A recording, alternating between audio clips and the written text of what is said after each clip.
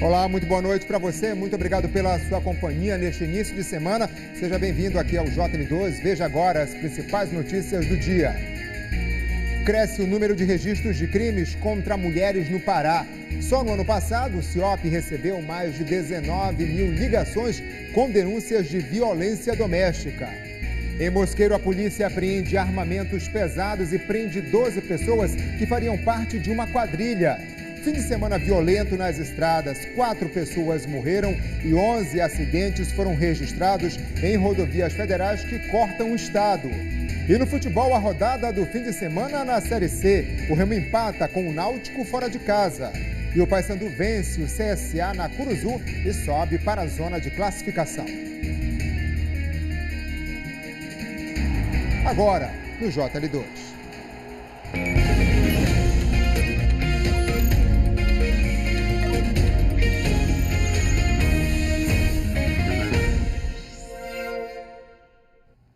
Donos de caçambas e outros trabalhadores que fazem a coleta de entulhos para uma empresa terceirizada pela Prefeitura de Belém paralisaram as atividades hoje. Eles alegam que estão há 6 meses sem receber pagamentos. A empresa culpa a Prefeitura pela falta dos repasses. A fila de caminhões e caçambas reproduz a dimensão do problema. A maioria é formada por donos de veículos que prestam serviços de coleta de entulhos.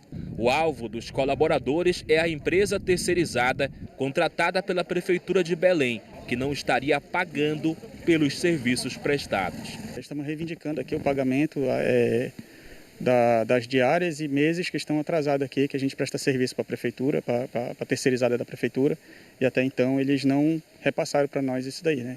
A paralisação das atividades acontece desde as primeiras horas da manhã desta segunda-feira. Os prestadores de serviços alegam que estão sem receber há pelo menos 6 meses. Já a empresa diz que a Prefeitura não realizou os repasses financeiros devidos. Realmente existe uma pendência a ser paga com eles, mas para que nós possamos pagar é preciso que a gente receba aquilo que o órgão público nos deve. Entendeu? Esse montante já está chegando com esse mês de julho em 30 milhões de reais. Insatisfeitos, os prestadores de serviço nos mostraram uma planilha de verbas repassadas pela Prefeitura à empresa BA Ambiental, disponível no portal da Transparência. O seu Renato conta que a dívida que tem a receber da empresa chegou a ser negociada, mas as parcelas não foram quitadas, segundo ele. Não adianta a gente marcar aqui com eles e vir receber que não recebe. Eles dizem que vão botar no banco o dinheiro, quando chegar a gente espera até meia-noite, o dinheiro não chega e tudo mais. A Secretaria Municipal de Saneamento de Belém informou que cumpriu com as responsabilidades de repasse de recursos de acordo com o que está previsto no contrato junto à empresa terceirizada. A CESAM disse ainda que vai verificar a situação para tomar as medidas cabíveis necessárias. A volta para casa foi lenta nesta segunda-feira para quem passou pela BR-316 na região metropolitana. Ao longo da manhã e também no início da tarde foi registrado um longo congestionamento na rodovia entre os municípios de Benevides e de Ananindeua, próximo ao cruzamento com a Avenida Independência. Depois de um fim de semana de descanso e de curtição para muita gente, foi preciso ter paciência. A estimativa do Detran era de que o movimento na BR-316 aumentasse cerca de 25% durante o fim de semana, uma média de 2.800 veículos por hora. 4 mortes foram registradas nas rodovias federais do Pará neste 4º fim de semana das férias de julho. Um dos casos foi em Benevides, no sábado.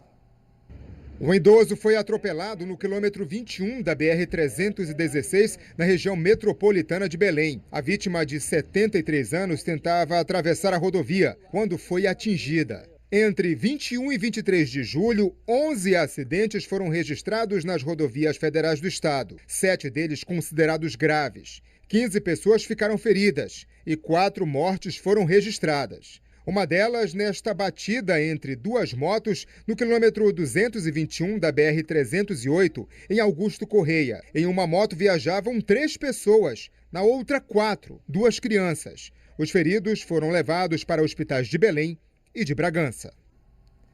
Os outros 2 acidentes com mortes foram registrados na BR-230 em Itupiranga. Foi uma colisão entre uma moto e um carro. E na BR-163 em Belterra, onde a vítima foi atropelada. Em Itaituba, um avião foi roubado por 2 criminosos nesse fim de semana no garimpo São Raimundo. Segundo a polícia, o piloto da aeronave foi rendido pelos bandidos armados.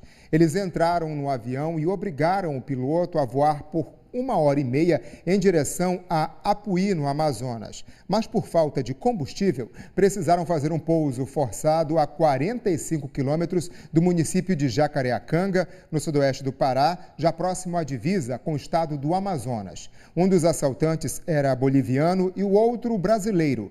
Eles conseguiram fugir. Uma equipe da Superintendência da Polícia Civil do Tapajós foi acionada e conseguiu devolver a aeronave ao proprietário. Diligências seguem para tentar localizar os 2 suspeitos.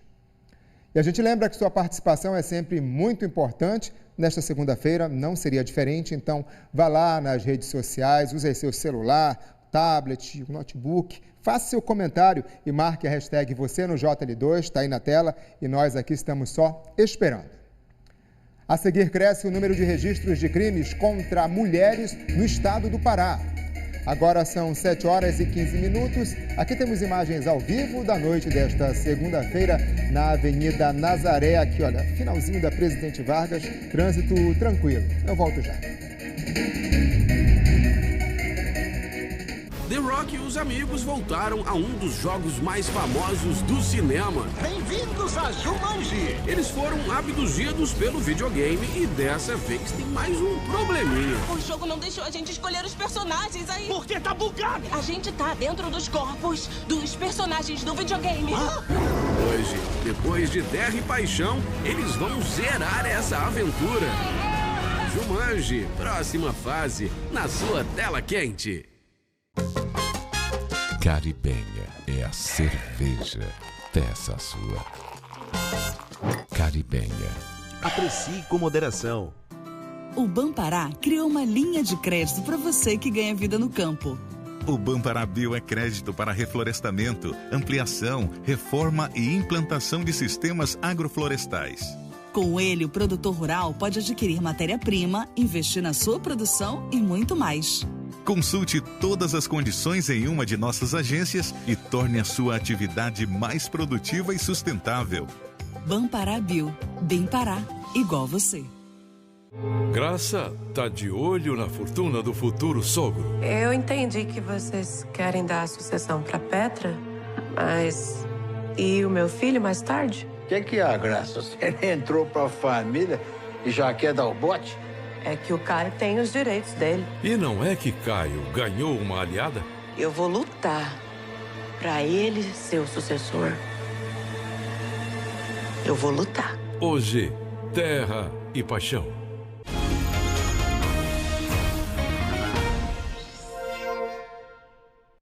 Doze pessoas foram presas ontem em Mosqueiro. A polícia chegou até os criminosos por meio de uma denúncia de barulho. Um dos homens que estava no local disse que era policial militar, mas ao fazer a consulta, a PM descobriu que se tratava de um ex-soldado da polícia. Armas, drogas e munição foram encontradas na residência. 8 pessoas que estavam no local foram presas. Logo depois, a Polícia Militar e a Polícia Civil prenderam mais 4 pessoas em um outro local. Elas também fariam parte da mesma quadrilha.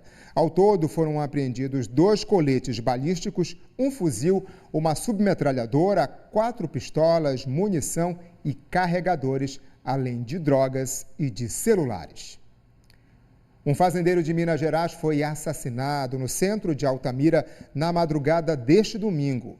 Vander Flávio Moreira Teixeira foi atingido por pelo menos 10 tiros próximo a um restaurante onde estava com amigos e parentes. Segundo testemunhas, o assassino estava em uma moto à espera da vítima quando fez a abordagem e atirou então várias vezes.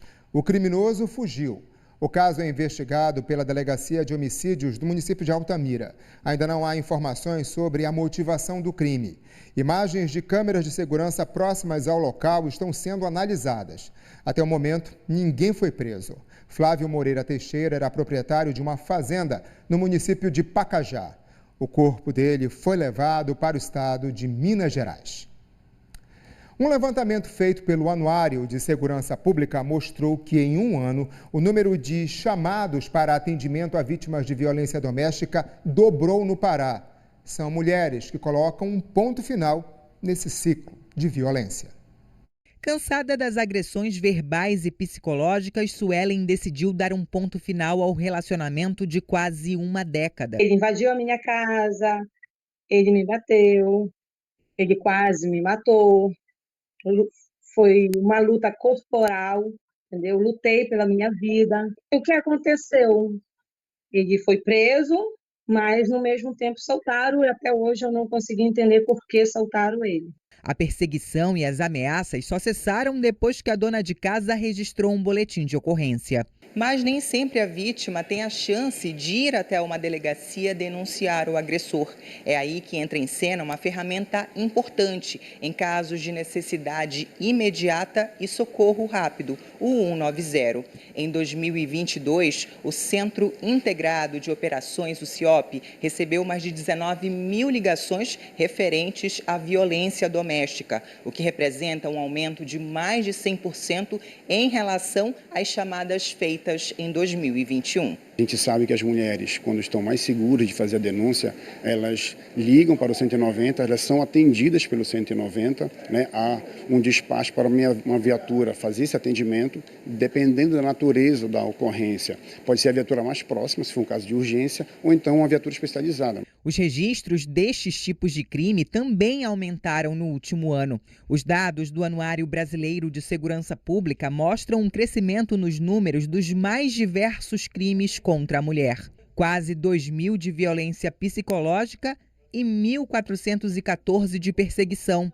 Notificações que ajudam a entender a dimensão do problema. Os dados são importantíssimos, são esses dados que organizam as políticas públicas, que fazem com que as autoridades competentes possam organizar políticas públicas de enfrentamento. Apesar das legislações já existentes e da rede de apoio às vítimas, a quebra desse ciclo vai além da denúncia e do acolhimento. Requer mudanças profundas, que levam tempo. O importante de fazer a denúncia contra esses agressores, que é o primeiro passo, né? Que é para acabar com o ciclo da violência. A gente precisa que os investimentos continuem sendo feitos, tanto investimentos públicos como privados, mas a gente precisa investir em educação, mas uma educação com perspectiva de gênero, uma educação respeitosa. Infelizmente, a gente está falando aqui de um processo evolutivo de longo prazo, a gente está falando de uma caminhada longa, né? Mas que precisa ser enfrentada. Educar para mudar no futuro próximo e no presente não se calar, nunca ficar em silêncio. Olha, um carregamento de pescado foi apreendido no fim de semana no furo do rio Tajapuru, em Breves, no Marajó. A apreensão foi avaliada em mais de R$400 mil. A ação conjunta do Grupamento Fluvial, das Polícias Civil e Militar e do Corpo de Bombeiros encontrou a carga dentro da carroceria de um carro em uma embarcação que saiu de Macapá, no Amapá, com destino a Belém. De acordo com a polícia, foram localizados 50 quilos de barbatana de tubarão e 90 quilos de grude de pescada, produtos usados na indústria alimentícia e na fabricação de colas e muito valorizados no mercado internacional. No Brasil, é crime ambiental pescar tubarões para retirar apenas a barbatana e, em seguida, descartar o animal no mar. O responsável pelo carro e pela carga prestou depoimento e foi liberado. Quem receberia o material em Belém também foi identificado e agora vai ser responsabilizado. A empresa CMS Braga Comércio e Exportação informou que o grude de pescado apreendido possui procedência e nota fiscal e que serão apresentadas às autoridades policiais. Em relação às barbatanas de tubarão, a empresa disse que desconhece a carga. Se você gosta de algo, o mínimo a esperar é que cuide, né? Mas pelo jeito não é assim que pensa quem faz tanta questão de estar nas praias do estado, principalmente agora, nesse mês de julho. Mas um flagrante da sujeira deixada na areia foi registrada por banhistas, desta vez em Outeiro. Domingo, Praia Grande assim, pouco espaço na areia e diversão. Tá bastante concorrido hoje, o sol tá bom. Mas no fim do dia, o que ficou não foi só a lembrança da alegria e da curtição com os amigos e com a família. Com um celular, um banhista registrou essas cenas. Um rastro de sujeira espalhado pela praia. Nenhum cuidado e muita falta de educação. Hoje pela manhã, quem foi à praia dividiu espaço com o pessoal da limpeza da Prefeitura de Belém. E eles tiveram muito trabalho. Assim, aos montes. No meio, plásticos, garrafas de vidro e o mau exemplo que só prejudica a imagem do distrito, um dos destinos mais próximos e visitados de Belém. É uma praia perto de tudo, rápido acesso, para aproveitar esse mês de julho aí. De acordo com a Agência Distrital de Outeiros, são retiradas, em média, 20 toneladas de lixo por dia da Praia Grande, Praia do Amor e do estacionamento da Água Boa. Então, vale lembrar aqui que todo mundo tem de fazer a sua parte, né? Já que ser responsável pelo próprio lixo é o mínimo que qualquer um pode fazer e deve fazer.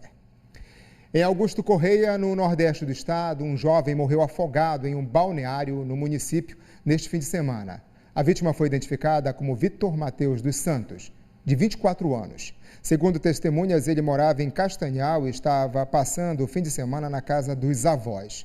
Vitor estava com amigos e familiares se divertindo no balneário da Vila Anoirá, distante a cerca de uns 12 quilômetros da sede do município de Augusto Correia. O rapaz teria desaparecido nas águas do rio por volta das 5h30 da tarde. Os familiares sentiram falta dele e começaram a procurar.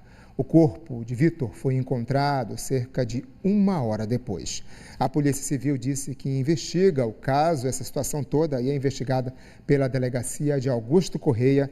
E aos familiares, nossos sentimentos. Veja depois do intervalo a rodada do fim de semana com o empate do Remo e a vitória do Paysandu. Agora são 7h26. Aqui temos imagens ao vivo da Avenida Mário Covas, a linha Ananindeua. Está bem tranquilo nesse momento. Voltamos já. 20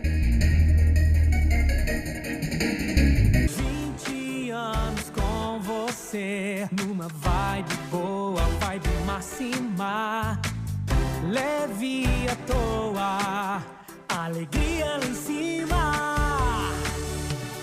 20 anos com você, numa vibe boa, vibe máxima.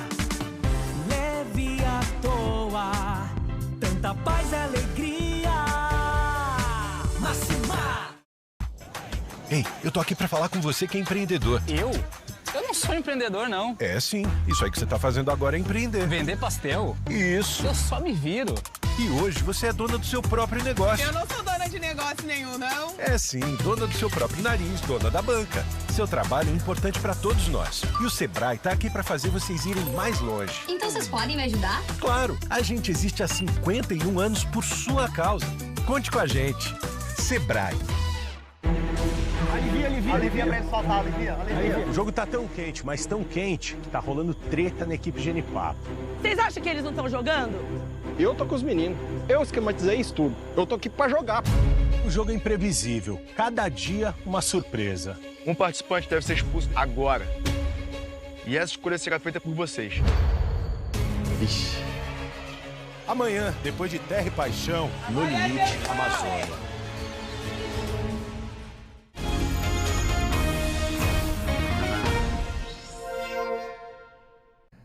Voltamos para mostrar que uma estudante paraense recebeu o título de uma das crianças mais talentosas do mundo.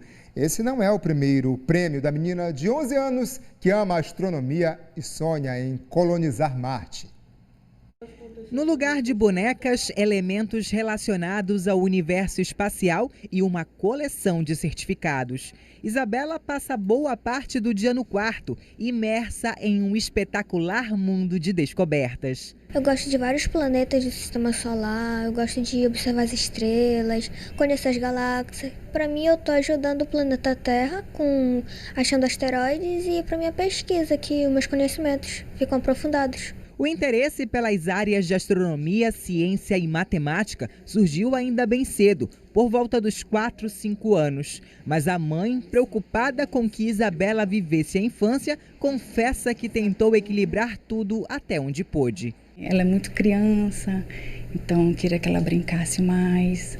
Só que quando foi a pandemia eu não consegui segurá-la. Aí foi quando ela realmente não podia descer, né? Não ia para aula, era tudo online. Aí ela começou a procurar cursos, se aperfeiçoar cada vez mais. Daí para frente, a menina prodígio não parou mais. Além de cientista júnior pelo Instituto Nacional Leva Ciência e caçadora de asteroides, Isabela também coleciona premiações dentro e fora do Brasil.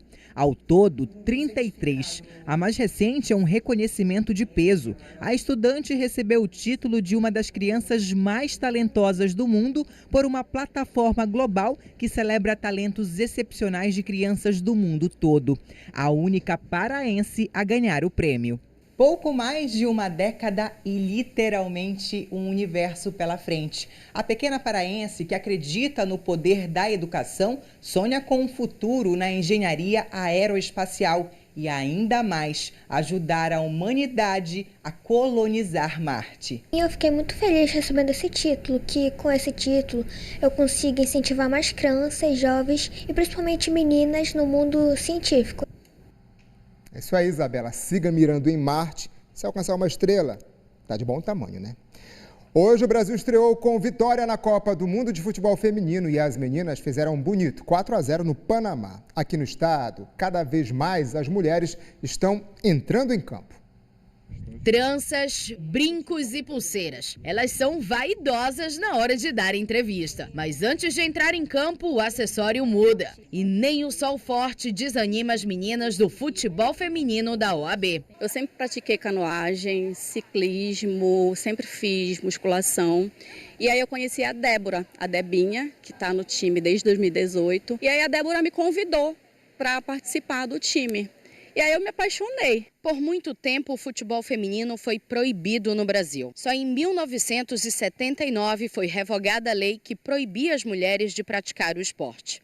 Hoje, o futebol feminino já é uma realidade consolidada aqui no estado. E os times paraenses já representaram o Pará em várias competições nacionais. Logo no primeiro Campeonato Brasileiro Feminino, que só aconteceu em 2013, já participaram Pinheirense e Tuna. Ao todo, os times paraenses tiveram 16 participações nos campeonatos femininos da Série A, B e C. O Pinheirense lidera o ranking de participações, com 7 no total, seguido da SMAC com 6. Depois vem a Tuna, com 2 participações. E por último, o Clube do Remo, com 1. Mas esse número vai aumentar. Esse ano, as azulinas conseguiram o acesso para o Brasileirão Série A2 do ano que vem. Já a SMAC vai disputar a Série A3. A gente fica feliz porque já passaram muitas meninas, né, que estão aí no futebol nacional. Ela já bandeirou pelada, campeonatos de base e estava presente na reinauguração do Mangueirão, participando de nada mais nada menos do que o maior clássico da Amazônia, o Repá. Foi o jogo até hoje mais importante da minha carreira. Foi uma emoção sem igual, né? Vivenciar aquela atmosfera que é o clássico Repá, as 2 torcidas, uma gritando do lado, outra gritando do outro. Finalização do patriarcado. É você exaltar a mulher em todos os sentidos, não só na vida profissional, mas também no esporte, que se tornou uma profissão também para as mulheres. O esporte ele é muito conhecido por ser uma atividade masculina, predominantemente masculina, e hoje com a Copa do Mundo Feminina nós temos a exaltação da mulher no futebol. Agora o futebol masculino. O Leão interrompeu uma sequência de derrotas seguidas e arrancou um empate com o Náutico no Recife. Ponto importante que deixa os azulinos fora da zona de rebaixamento. A festa da torcida do Náutico na arquibancada e o semblante sério dos jogadores azulinos durante o hino nacional davam pistas de que a noite ia ser longa no Estádio dos Aflitos. Foram 106 minutos de jogo, mas poucas chances de gol. No primeiro tempo, as oportunidades foram escassas para os 2 times.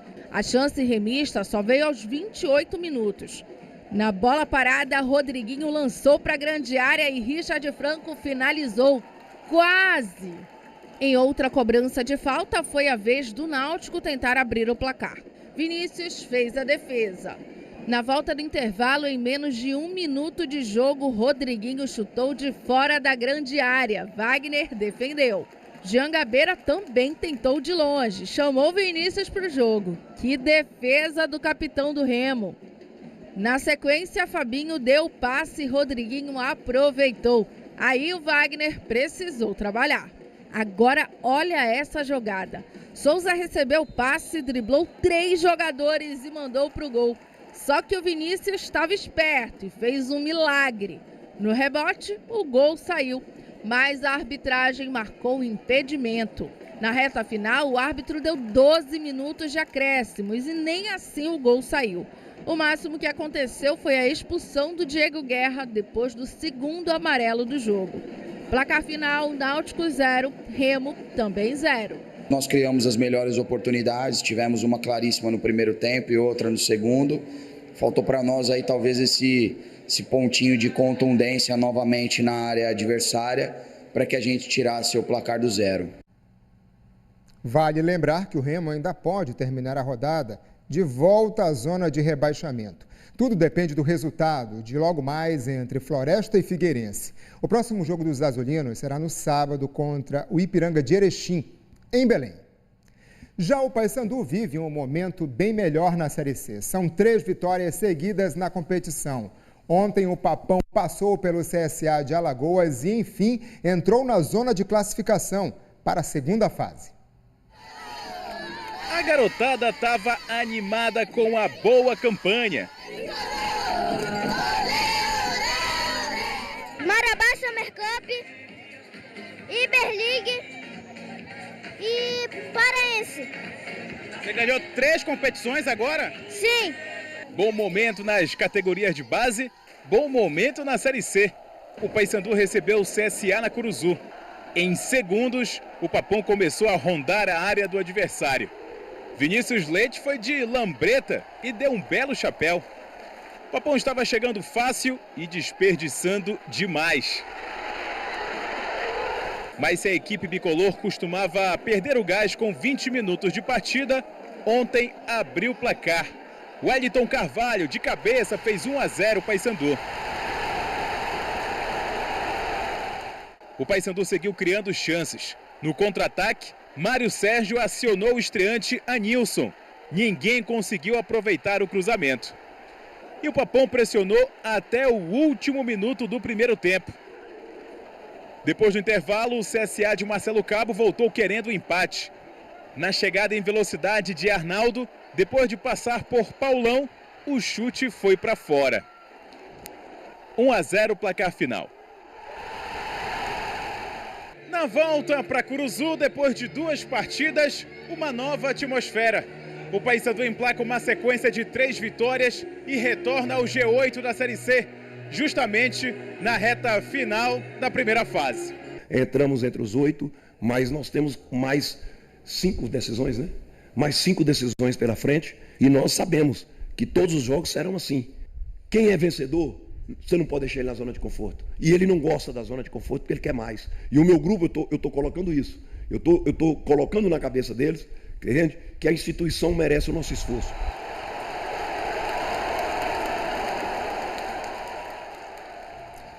O Paysandu também pode cair uma posição até o encerramento dos jogos de hoje. Para isso não acontecer, os bicolores vão precisar secar o São José, que joga em casa contra o Volta Redonda. O próximo jogo do Papão na Série C será no domingo contra o América de Natal, no Rio Grande do Norte. Pela Série D do Campeonato Brasileiro, Tuna e Águia seguiram para a segunda fase da competição. Agora serão 3 confrontos em mata-mata para buscar o acesso nacional. E os primeiros adversários já estão definidos. Olha aí, a Tuna, que terminou na vice-liderança do grupo A1, vai enfrentar o Maranhão.